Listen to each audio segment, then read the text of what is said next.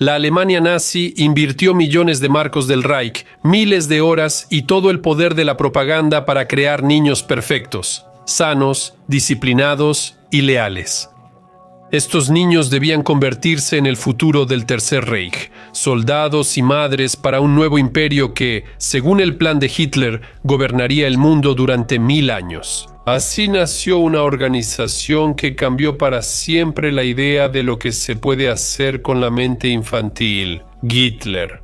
La juventud hitleriana parecía un simple movimiento juvenil, pero detrás de las canciones junto a la fogata, los desfiles y las competencias deportivas, se escondía un terrible mecanismo para formar fanáticos dispuestos a matar y morir por las ideas.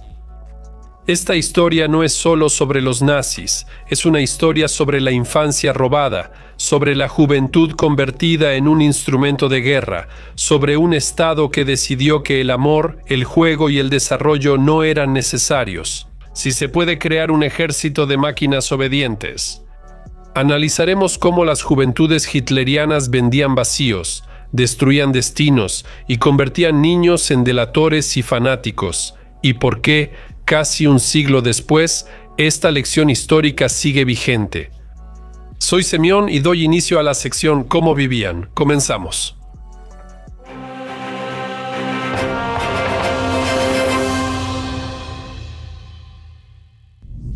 ¿Cómo vendían? Juventudes hitlerianas.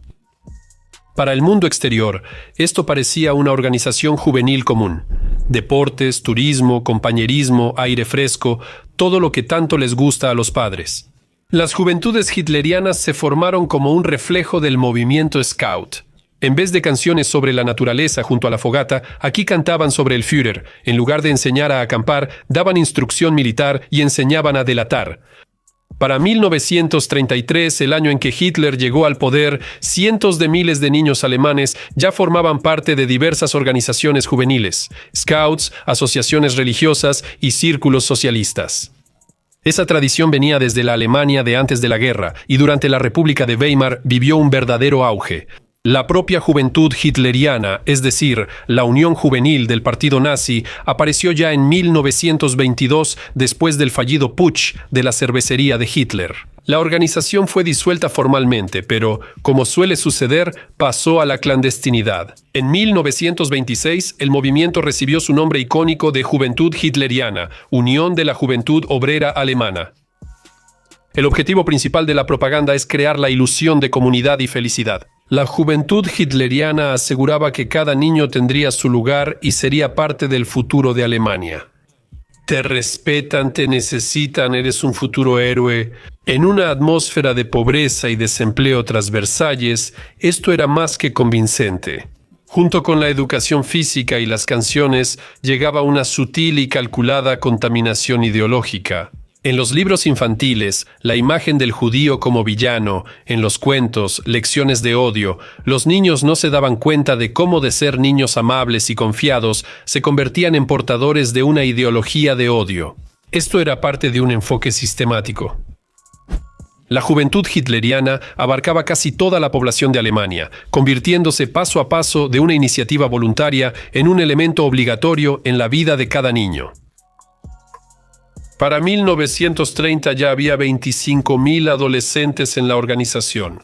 En ese momento los miembros eran niños de 14 a 18 años, pero después apareció el grupo menor Deutsches Jungvolk, para niños de 10 a 14 años. Los nazis tampoco olvidaron a las niñas. Para ellas se crearon dos secciones. La primera, Jugendmädelbund, o Unión de Niñas Alemanas de 10 a 14 años. Y la segunda, Bund Deutsche Mädel, Unión de Jóvenes de 14 a 18 años. Un nombre bonito pero una esencia siniestra. En 1931, Hitler designó líder juvenil a Baldur von Schirach. Cuando el Führer asumió en enero de 1933, Schirach ya había incrementado los miembros del movimiento a 100.000 niños. Para finales de ese año, más de 2 millones de adolescentes estaban en las juventudes hitlerianas. Casi un tercio de la juventud alemana entre 10 y 18 años. Pero eso tampoco bastó. En 1936 la membresía se volvió obligatoria. Negarse no solo implicaba multas, sino también sospechas de deslealtad. Los padres que impedían que sus hijos se unieran se arriesgaban a perder su trabajo e incluso algunos perdían su libertad. En 1939, más del 90% de los niños alemanes estaban en la organización juvenil nazi. No era una alternativa a la escuela, era una segunda escuela, más importante, más fanática. Detrás de una infancia aparentemente feliz se ocultaba un sistema diseñado para educar y reprogramar, donde pronto los niños aprenderían a alinearse sin solo seguir órdenes. Marcharán por orden, dispararán sin dudar y delatarán sin remordimientos. Empiezo con la juventud. Los débiles deben ser descartados. Quiero criar una juventud ante la cual el mundo entero tiemble. Adolfo Hitler, Mein Kampf, 1925. La vida cotidiana entre juegos y lavado de cerebro no eran días infantiles comunes. Su día comenzaba en la escuela y no terminaba con caricaturas, sino con conferencias sobre la superioridad racial y ejercicios militares. La juventud hitleriana ofrecía deportes y aventuras, pero solo formaba soldados. A los 10 años, los niños ya aprendían a marchar, leer mapas, disparar y a obedecer órdenes sin dudar ni discutir. Quiero ver en la juventud alemana no a los débiles, sino a los fuertes. Mi juventud no conocerá ni debilidades ni dudas. Adolfo Hitler, discurso ante 50.000 jóvenes en Nuremberg, 1935. Cada paso de su vida estaba impregnado de símbolos. La esvástica no solo estaba en la bandera, estaba en las canciones, en los juegos, en los cuentos. Mientras algunos niños jugaban a vaqueros e indios, ellos jugaban a judíos y arios. Por las noches, en vez de clubes de intereses, había desfiles con antorchas y relatos sobre héroes caídos. Los adolescentes leían biografías de miembros asesinados de las secciones de asalto y el Partido Nacional Socialista Obrero Alemán aprendían sus nombres y se les enseñaba que morir por la patria era un honor, no una tragedia. No solo les enseñaban lealtad al Führer, también a desconfiar de sus propios padres.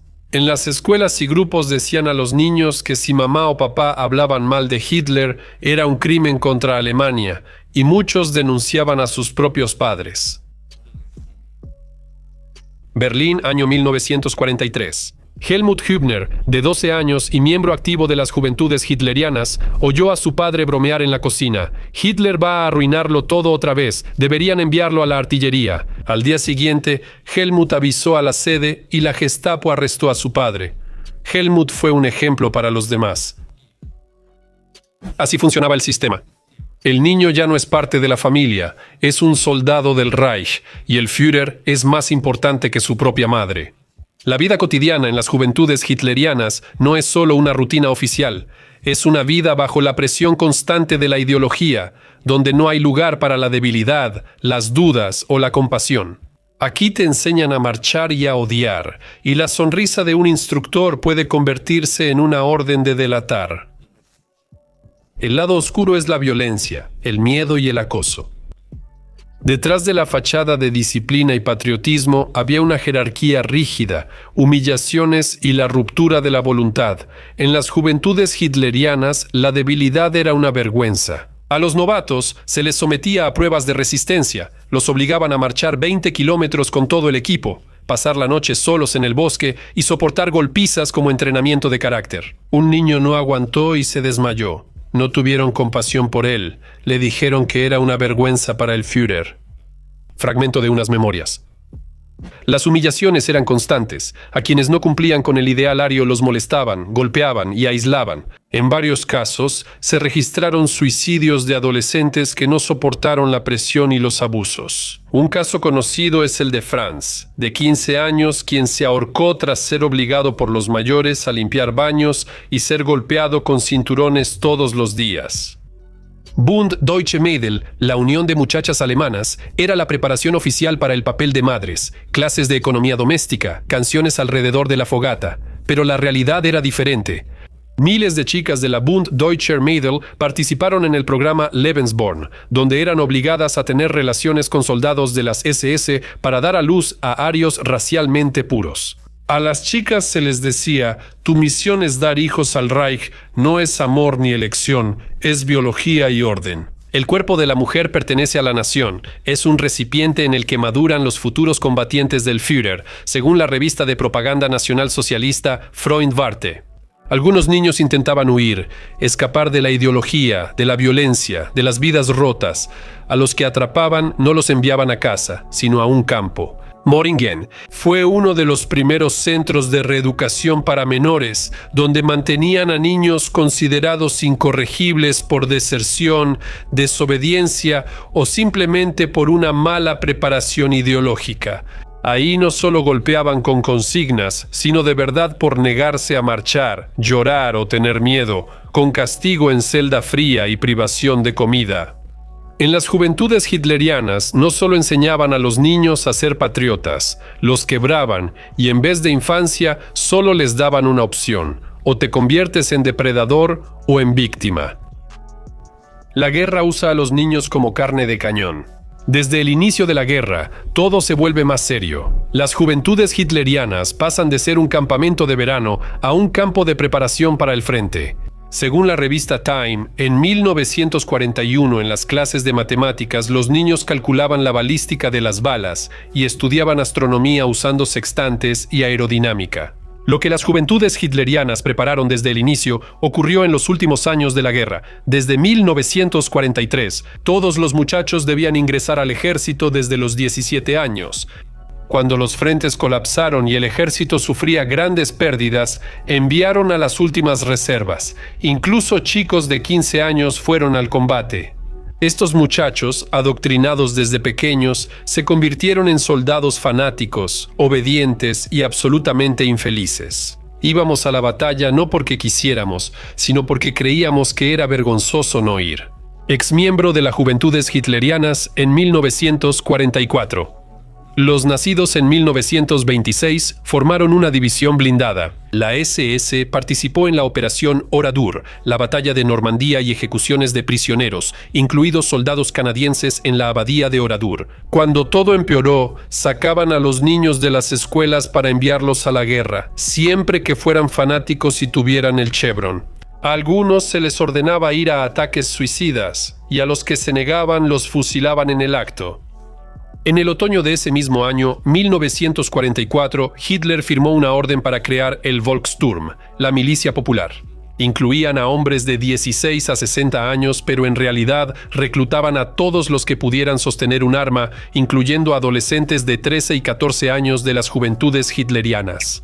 Durante la defensa de Berlín en la primavera de 1945, muchos de los combates callejeros fueron llevados a cabo precisamente por adolescentes. Ellos se quedaban en los sótanos con Panzerfausts, esperando a los tanques soviéticos, muchas veces sin comida, sin comunicación y sin posibilidad de sobrevivir. Les decían: ustedes son la última línea de defensa del Reich. Ellos lo creían y morían sin oportunidad, sin sentido, sin derecho a ser niños. Paralelamente al Volkssturm, los nazis crearon el proyecto Werwolf, una red de saboteadores clandestinos que estaban siendo preparados en caso de la ocupación de Alemania en Werwolf. Reclutaban en masa a adolescentes de las juventudes hitlerianas, prometiéndoles que serían héroes, pero en realidad los enviaban tras las líneas enemigas sin apoyo, suministros ni oportunidades. Les enseñaban a minar caminos, colocar explosivos en edificios, organizar emboscadas, pero cuando el Reich cayó, nadie los evacuó, a muchos simplemente los dejaron morir. En estos registros está todo el camino desde el entusiasmo hasta el horror, desde la fe ciega hasta la sensación de que eres una moneda de cambio en el juego de otros. En los carteles eran héroes, en la realidad eran carne de cañón. Al Tercer Reich no le importaba cuántos años tenían, los enseñaron a morir antes de que aprendieran a vivir. El 20 de abril de 1945, el cumpleaños de Hitler, salió del búnker por última vez. Estaba rodeado de jóvenes soldados, brillaban de orgullo con cruces de hierro en el pecho. Él dijo: «Estoy seguro de que ganaremos, sobre todo por nuestra juventud. Gracias a ustedes, muchachos».